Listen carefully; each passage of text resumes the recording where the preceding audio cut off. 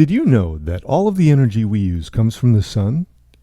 You probably know that's true for solar panels, but the sun is also the ultimate source for energy generated by wind, water, and fossil fuels. It works like this. Heat from the sun drives the air currents and water currents that turn wind turbines and power hydroelectric dams. Meanwhile, the rays of the sun also help the plants grow that ultimately become wood, coal, and gas. What if we could cut out the middleman to open the most direct path between the sun and the energy we use every day? Let's take a step back so we can understand the real power and potential of the sun. The sun is a massive, flaming sphere of gases, 330,000 times more massive than the Earth. At its core, the sun is 27 million degrees Fahrenheit, which is 60,000 times the temperature of your oven when you bake a pizza. The sun gives off lots of energy into space as heat and light, called solar energy.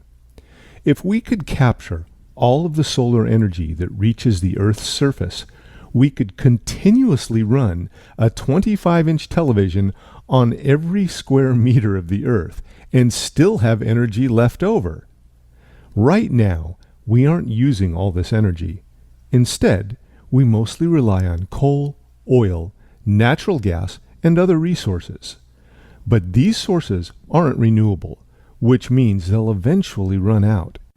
In fact, if we keep using these non-renewable resources at the rate we are now, we may run out of oil and gas in the next 50 or so years, and coal in the next 115 years.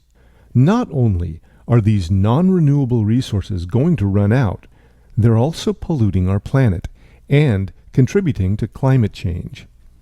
The sun's energy, on the other hand, will not run out for the next 5 billion years.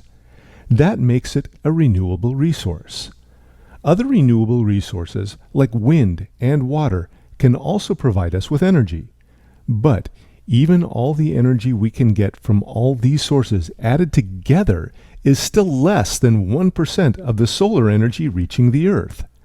It's clear that the potential of solar energy massively outshines its competitors. How exactly do we harness solar energy? Solar panels directly convert sunlight into usable electricity using special materials like silicon. Another way to harness solar energy is through a process called concentrated solar power, which uses thousands of mirrors to reflect sunlight onto a tower. The heat captured in the tower makes steam that flows through a steam turbine, which generates electricity. But even though we have these promising technologies to capture solar energy, there are still many challenges with using solar energy on a large scale. For example, the amount of solar energy we can harness can change based on place and time.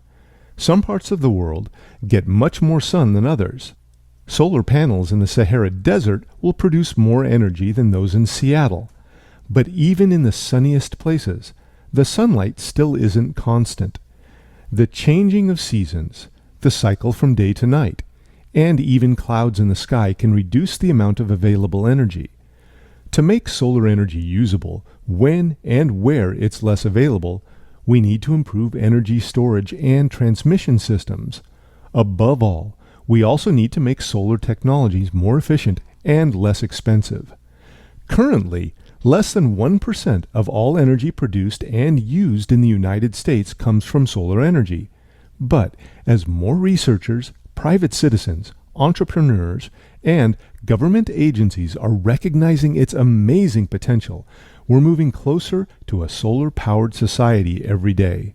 The more we advance our use of solar energy, the brighter our future can be.